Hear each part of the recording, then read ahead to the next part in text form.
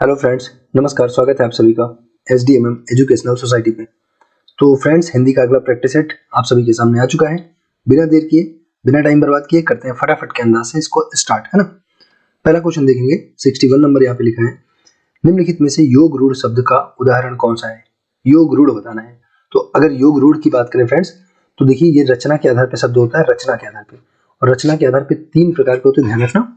और अगर उत्पत्ति के आधार पे पूछे तो उत्पत्ति के आधार पे जो है 4 प्रकार के होते हैं। कितने प्रकार के? 4 प्रकार के। ठीक है। रचना के आधार पे शब्द 3 प्रकार के होते हैं, उत्पत्ति के आधार पे शब्द 4 प्रकार के होते हैं, और उन्हीं 3 में से एक प्रकार है क्या? योग रूढ़। एक योग रूढ़ होता है, एक केवल रूढ़ होता है, और एक होता है आपका यौगिक शब्द होता है। क्या होता है? यौगिक।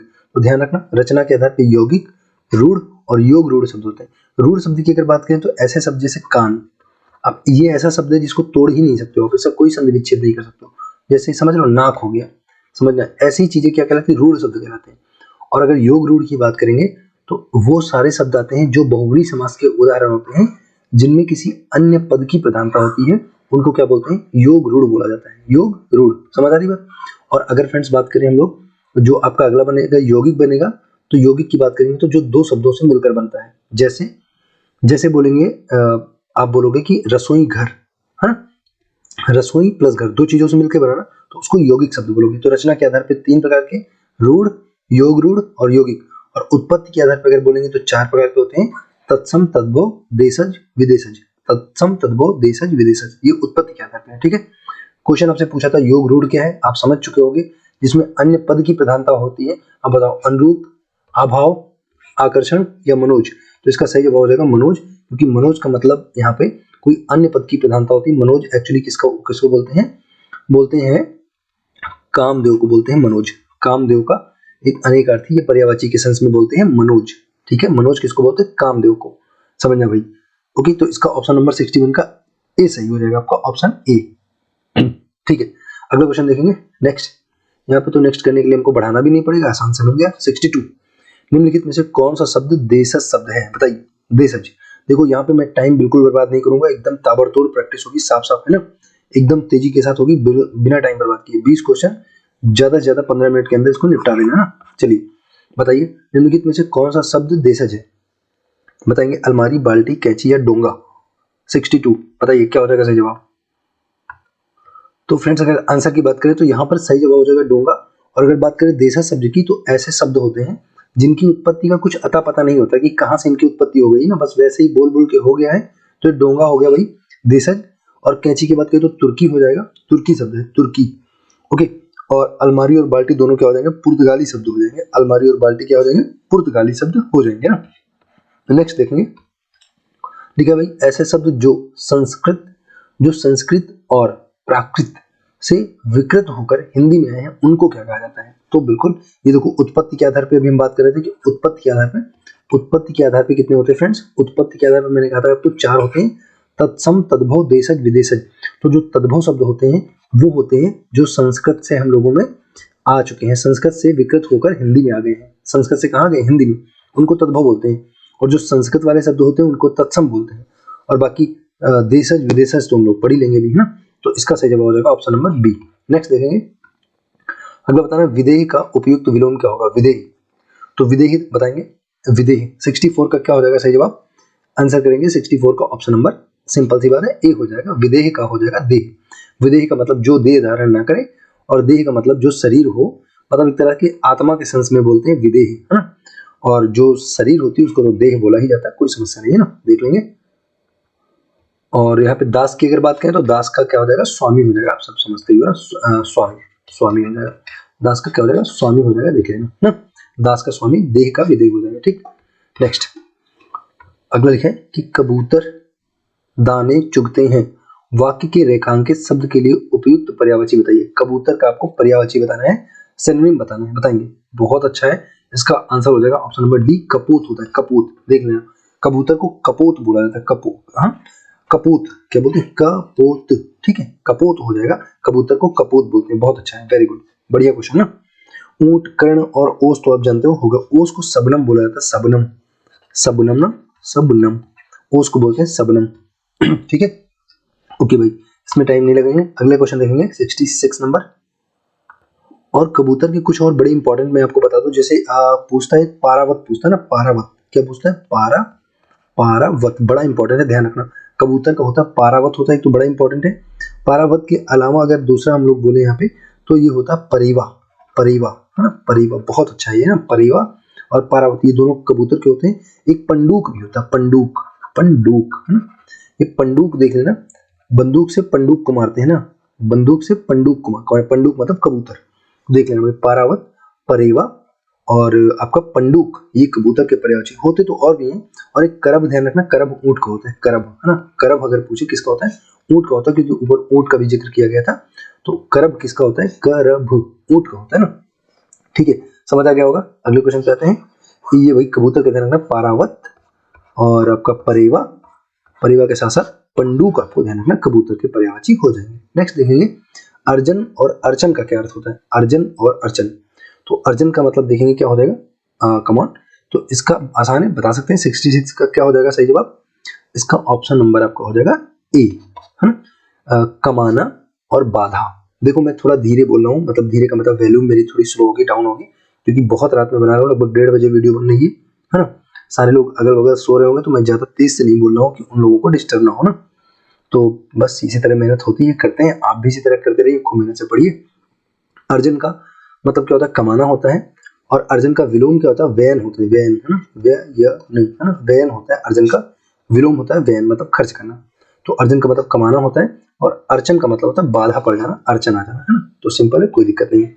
नेक्स्ट देखेंगे, लिखा है कर्म में तत्पर रहने वाला, इस वाक्य के लिए एक शब्द क्या होगा, बताइए, कर्मठ या फिर कुछ नहीं, ठीक है, कर्मठ हो जाएगा। कर्म में तत्पर रहने वाला ऑप्शन नंबर ए हो जाएगा, कर्मठ हो जाएगा। 67 का ऑप्शन ए सही हो जाएगा ना। और कल्पनातीत का मतलब होता है जो कल्पना से परे हो, और कलभ मतलब क्या होता है बताएंगे, कलभ का मतलब होता है भाई आपका, इसका मतलब किसका बच्चा होता है, कलभ, बताएंगे। ऑप्शन नंबर आपका जो डी है क्या हो जाएगा। तो फ्रेंड्स जो कलभ है वो क्या हो जाएगा, वो हाथी के बच्चे को बोलते हैं, इसको बोलते हैं हाथी के बच्चे को बोलते हैं, हाथी का बच्चा ना, क्या होता है, हाथी का बच्चा होता है कलभ। चलिए, हाथी का बच्चा, हाथी का ना, हाथी का बच्चा कलभ होता है। और अगर बात करें कदन की, तो ध्यान रखना, कदन जो लिखा है, कदन का मतलब होता है घटिया किस्म का अनाज, बेकार सा जो अनाज होता है, खराब सा अनाज, उसको कदन बोलते हैं। कदन अच्छा है, काफी इंपॉर्टेंट है कदन भी। और आपका सही जवाब हो जाएगा कर्मठ, ऑप्शन नंबर ए। नेक्स्ट देखेंगे, जो बहुत गहरा हो, और वाक्यांश के लिए एक शब्द क्या हो जाएगा, जो बहुत गहरा हो, उसको क्या बताएंगे। 68 नंबर, आसान है, बताएंगे क्या हो जाएगा। 68 का सही जवाब हो जाएगा भाई, बताएंगे अगाध, आगाध। तो सिंपल सी बात है, इसमें कोई दिक्कत नहीं, बस आपको स्पेलिंग सही देखनी है, तो ऑप्शन नंबर ए हो जाएगा, आगाध होता है। और वैसे प्रेम के सेंस में यूज होता है ना, अगर बात करें लव, प्रेम के सेंस में यूज होता है, प्रेम के सेंस में ना, तो कैसा प्रेम, आगाध प्रेम बोलते हैं, आगाध। तो प्रेम के ही सेंस में पॉजिटिव यूज किया जाता है, कहते हैं इनके, तो इनके बीच में कैसा प्रेम है, आगाध प्रेम है, मतलब बहुत गहरा प्यार है, बहुत गहरा, एकदम लैला मजनू वाला, एकदम हीरे रांझा वाला ना। चलिए 69 देखेंगे। 69 नंबर लिखा है, दिए गए किस वाक्य में सकर्मक क्रिया, देखिए भैया सकर्मक की अगर बात करें, तो जहां पर ऑब्जेक्ट होता है, जहां पर कर्म होता है, ऑब्जेक्ट होता है, हाँ, जहां पे किसी कर्ता के कार्य का प्रभाव, मतलब जो कर्ता कौन है, जो काम करता है ना, जैसे मैं आपको पढ़ा रहा हूँ, तो मैं करता हूँ, ठीक है, और आप क्या हो, ऑब्जेक्ट हो, आप ऑब्जेक्ट हो, कर्म हो, आप क्या हो, कर्म हो या ऑब्जेक्ट हो। मैं पढ़ा रहा हूँ, मैं करता हूँ, आप पढ़ रहे हो, आप कौन हो, कर्म हो। तो अगर मेरे काम का प्रभाव जिस पर पड़ेगा उसे बोलते हैं कर्म। तो अब समझना जरा, जिस पर कार्य का असर पड़ने वाला है, अगर वो किसी सेंटेंस में पाया जाए, जिस पर कार्य का असर पड़ने वाला है, अगर वो किसी वाक्य में लिखा हो, तो समझ जाना भैया कि ये वाला वाक्य सकर्मक है, जिसमें कर्म है। और जिस पर कार्य का असर होता है, अगर वो चीज दिए गए वाक्य में ना हो, तो समझ जाना ये अकर्मक है, बिना कर्म वाली है। मुझे लगता है कि आपको समझ में आ गया। एक एग्जाम्पल भी आपको समझाते रहे, जैसे मैं बोलूं कि बंदर ने केला खाया। अब बंदर, बताओ, बंदर काम करने वाला है, और खाया किसको, केला को खाया। तो भाई यहाँ पे केला भी हो गया, यहाँ पे केला भी हो गया, और बंदर भी हो गया। बंदर काम करने वाला है, खा किसको रहा है, केला को, तो केला ऑब्जेक्ट है, तो ये सकर्मक क्रिया है, ठीक है। अब जैसे मैं कहूँ नदी बहती है, अब बताओ यहाँ पे कोई ऑब्जेक्ट आया क्या, नहीं आया, है ना, तो ये अकर्मक क्रिया हो जाएगी। वह सोया, वह सोया, यहाँ तो बस कर्म करने वाला है, सिर्फ काम करने वाला है, काम का असर जिस पर पड़ता वो तो है ही नहीं भाई यहाँ पे, तो इसका मतलब ये अकर्मक। चलिए कमॉन, तो ये बता रहे थे अकर्मक और सकर्मक, आपको समझ आ गया होगा। वीडियो पॉज हो गई थी, अगला स्टार्ट करते हैं यहाँ पे। तो इसका पूछा था कि कौन सा सकर्मक है, तो देखेंगे राहुल ने केला खाया। लो भैया, ये केला वाला एग्जाम्पल यहाँ पे लिखा था, मैंने देखा भी नहीं ना, तो यहाँ पे केला ऑब्जेक्ट है, कोई दिक्कत नहीं, तो ये हो जाएगी आपकी सकर्मक क्रिया, इसमें ऑब्जेक्ट है। वह लजा रही है, तो यहाँ पे किस चीज से लजा रही है, वो चीज नहीं है, मतलब ऑब्जेक्ट नहीं है, तो अकर्मक है। गाड़ी चलती है, हाँ गाड़ी चलती है, तो यहाँ पे भी एक तरह से देखा जाए तो कर्ता के कार्य का प्रभाव नहीं पड़ रहा है, यहाँ तो कोई करने वाला कोई दिख ही नहीं रहा, तो प्रभाव कैसे डालेगा, यहाँ तो केवल ऑब्जेक्ट ही दिख रहा है लेकिन करता ही नहीं, तो कौन प्रभाव डालेगा। मीरा गाती है, क्या गाती है, सोहर गाती है, नट्टा गाती है, भोजपुरी गाती है, जो भी गाती हो, तो यहाँ पे वो चीज नहीं है ना। अगला देखेंगे, ऑब्जेक्ट नहीं है। नेक्स्ट देखेंगे 70 नंबर, अच्छा विद्यार्थी गुरु की आज्ञा मानता है, इसमें रेखांकित शब्द क्या है, विद्यार्थी क्या है, अच्छा विद्यार्थी गुरु की आज्ञा मानता। अब बताओ भाई, अच्छा विद्यार्थी, इसके बारे में मैंने आपको प्रीवियस वीडियो में बताया भी था कि ये क्या है, अच्छा क्या होती है, एडजेक्टिव होती है, विशेषता बताए, इसको हिंदी में बोलते हैं विशेषण बोलते हैं। जो विशेषता बताती है उसको क्या बोलते हैं, विशेषण। जो शब्द विशेषता बताती है किसी चीज की, उसको बोलते हैं विशेषण, किसी चीज की नहीं, एक्चुअली नाउन और प्रोनाउन की। तो देखो, विद्यार्थी की विशेषता बता रहा है कौन, अच्छा। अच्छा कैसा लड़का है, अच्छा लड़का है, तो इस विद्यार्थी की विशेषता बताई जाए तो जिस नाउन की, जिस संज्ञा की विशेषता बताई जाती है उसे बोलते हैं विशेष्य। क्या बोलते हैं, उसे विशेष्य बोलते हैं। और जिस शब्द के माध्यम से बताई जाती है उसे विशेषण बोलते हैं। तो बस यहाँ पे क्या हो जाएगा फ्रेंड्स, विशेष। आपसे पूछ रहा है कि विद्यार्थी क्या है, तो विद्यार्थी विशेष है, मतलब जिस संज्ञा की, जिस नाउन की एडजेक्टिव, मतलब जिस नाउन की एडजेक्टिव है ना, जिस नाउन की विशेषता बताई जाए उस नाउन को हम लोग क्या बोलते हैं, विशेष्य बोलते हैं। तो बस इतना समझ के रखना, ओके। यहाँ पे क्या, विद्यार्थी क्या हो जाएगा, विशेष हो जाएगा, और अच्छा क्या हो जाएगा, विशेषण हो जाएगा। तो आपसे एक क्या पूछा था, विद्यार्थी, तो ऑप्शन नंबर आपको बी सही हो जाएगा। ठीक है, नेक्स्ट देखेंगे, वह कल मेघालय जाएगा, इस वाक्य में कौन सा काल है, कल मेघालय जाएगा, तो बता दो भाई, संभाव्य भविष्य काल, सामान्य भविष्य काल, हेतु हेतुमत भविष्य काल, या इनमें से कोई नहीं। 71 का सही जवाब क्या होगा, 71। तो 71 का फ्रेंड्स ऑप्शन नंबर सी हो जाएगा, बिल्कुल सामान्य से लिखा। वह कल मेघालय जाएगा, एकदम सामान्य भविष्य काल है, सिंपल सी बात है, किसी संभावना की बात नहीं हो रही है, और हेतु हेतुमत भी नहीं है ना, हेतु हेतुमत भी नहीं है। तो ये क्या होते हैं, इन पर डिटेल में भी हम लोग बात नहीं करेंगे। टेंस का मैं पूरा एक जो टेंस है जो टेंस है ना, टेंस के लिए मैं पूरा एक अलग से वीडियो आपको बना दूंगा, पूरा जितना काल है मैं आपको समझा दूंगा ना। तो अभी तो फिलहाल सिर्फ प्रैक्टिस करेंगे, सामान्य की बात करेंगे, सामान्य भविष्य काल हो जाएगा। नेक्स्ट देखेंगे, निम्नलिखित हाँ जी देखेंगे, यस, निम्नलिखित शब्दों में पुल्लिंग शब्द की पहचान कीजिए, चाय, मक्खी, बचपन, कड़वाहट। तो बताएंगे भाई, चाय पी जाती है, मक्खी होती है, कड़वाहट होता है कि होती है, और बचपन तो होता है, गारंटी से होता है, बचपन अच्छा होता बुरा होता, तो ऑप्शन नंबर सी हो जाएगा, मतलब कड़वाहट होती है ना। चले सी हो जाएगा। नेक्स्ट देखेंगे, दर्शनीय शब्द में आपको बताना प्रत्यय क्या, देखो भैया, प्रत्यय जो शब्द के बाद में लगते हैं, कहाँ पे लगते हैं, शब्द के बाद में, और उपसर्ग लगते हैं पहले, तो प्रत्यय लगते हैं बाद में। तो बताइए भाई, दर्शनीय में क्या प्रत्यय, दर्शन के साथ क्या जुड़ा है, देखो इसमें मूल शब्द क्या है, दर्शन, और उसमें ई लगा है, नी लगा है, ई लगा है, या नी लगा है, बताएंगे। 73 का सही जवाब ऑप्शन नंबर आपका सी हो जाएगा, दर्शन प्लस ई हो जाएगा, बड़ी ई रहेगा ना, ई, तो देख लेना भाई, दर्शन प्लस ई हो जाएगा दर्शनीय। ठीक है, ऑप्शन सी हो जाएगा। बस प्रैक्टिस करेंगे, यहाँ पे ज्यादा बात नहीं करेंगे, डिटेल भी नहीं बताएंगे ज्यादा ना। झगड़ालू में आपको प्रत्यय पहचाना है, फिर से आपको जो बाद में लगा होता है प्रत्यय, फिर से बोल रहे हैं, जो शब्द के बाद में जोड़ के शब्द का अर्थ बदलते हैं उनको प्रत्यय बोलते हैं। तो झगड़ालू में झगड़ा एक शब्द है, और उसमें बता दो क्या लगा है भाई, डालू, आलू, लू या अलू, बताएंगे क्या लगा है। 74 का ऑप्शन नंबर बी हो जाएगा, आलू है। कौन है झगड़ालू, किससे फेंक फेंक के मारे, क्या मारेगा, आलू, झगड़ालू का मारेगा, आलू। ठीक समझ जाना भाई, झगड़ालू तो उसके पास मत जाना, नहीं तो आलू मारेगा। चलो नेक्स्ट 75, ठीक है, निम्नलिखित प्रश्न में 4 विकल्प दिए गए, उस विकल्प का चयन करें जो सही संधि विच्छेद वाला विकल्प है। तो बताएंगे सही उत्तरोत्तर का संधि विच्छेद क्या होगा, है ना, बढ़िया है, उत्तरोत्तर का बताएंगे संधि विच्छेद क्या होगा, 75 का सही जवाब करेंगे। तो इसका फ्रेंड्स जो सही जवाब हो जाएगा जल्दी से बताएंगे, ऑप्शन नंबर आपका हो जाएगा option A, B, C, D, जल्दी से करेंगे। ऑप्शन नंबर इसका हो जाएगा बी, है ना, इसमें क्या हो जाएगा, ऑप्शन नंबर आपका बी सही हो जाएगा। ओके जी, ऑप्शन बी, उत्तर धन उत्तर बराबर होता है उत्तरोत्तर। नेक्स्ट, अष्ट धातु में कौन सा समास है, अष्ट धातु बताएंगे, आसान है। समास फ्रेंड्स 6 प्रकार के होते हैं, और उसी में से यहाँ पे संख्या की बात हो रही है, अष्ट धातु, है ना, यहाँ पे बात किसकी हो रही है, संख्या की हो रही है। तो 76 का ऑप्शन नंबर आपको हो जाएगा दिगु, ये पढ़ने में ही देखो लग दू गो लिख रहा है, जैसे हम लोग भोजपुरी में बोलते हैं दू गो, दो को क्या बोलते हैं दू गो, तो ये पढ़ने में दू गो लग रहा है। जहां पर नंबर आएगा समझ जाना दू गो, नंबर मतलब अष्ट क्या है, 8 तो संख्या होती है, नंबर होती है, तो ये क्या हो जाएगा द्विगु समास हो जाएगा, द्विगु समास, ठीक है। और द्वंद्व क्या होते हैं, जहां पर दो विरोधाभासी शब्द साथ साथ आते हैं, जैसे माता पिता, दिन रात, गरीबी अमीरी, सुख दुख, दाल रोटी, भाई बहन। तो जब दो बराबर टक्कर वाली चीजें साथ साथ आ जाएंगी तो समझ जाना भाई द्वंद्व समास। ओके, तो कर्मधारय में विशेषण विशेष संबंध होता है, जैसे जैसे बोलेंगे मान लो यहाँ पे कर्मधारय में जैसे क्या होता है, विशेषण विशेष संबंध होता है। एक विशेषण आएगा, एक विशेष्य आएगा, मतलब एक नाउन होगा और उसके पास इसका क्या होगा, एडजेक्टिव होगा। तो नाउन के साथ जब एडजेक्टिव आएगा तो जैसे नील कमल बोलेंगे, नील कमल, नील कमल, है ना, नील कमल। तो अब देखो कमल क्या है, नाउन है, और कैसा, नील कमल, तो नीला जो उसकी विशेषता है। तो ऐसी जब चीजें आएंगी तो वहां पे क्या होता है, कर्मधारय होता है, विशेषण विशेष संबंध होता है ना।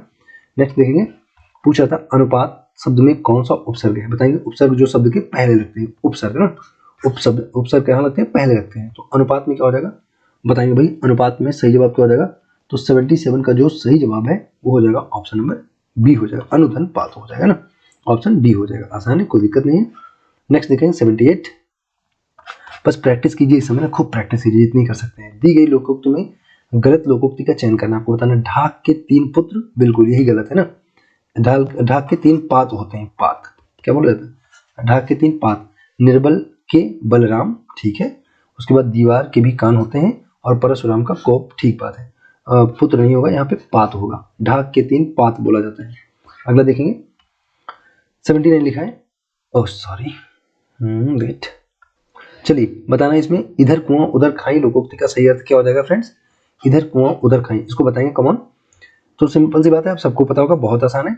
दोनों ओर से संकट हो जाएगा ना, हर तरफ संकट, संकट में वाओ ऑप्शन अच्छे दिए, देख लेना भाई, दोनों तरफ संकट, हर तरफ संकट, संकट में तरकीब का प्रयोग, या संकटहीन स्थिति। तो बिल्कुल इधर कुआं उधर खाई मतलब दोनों तरफ से संकट की बात चल रही है, या फिर हर तरफ संकट होगा। देख लो भाई, ऑप्शन नंबर 79 का क्या होगा, 79 का ऑप्शन नंबर ए ही होगा, क्योंकि एक तरफ कुआं है, एक तरफ खाई है, दो तरफ की बात चल रही है, हर तरफ की बात नहीं हो रही है ना।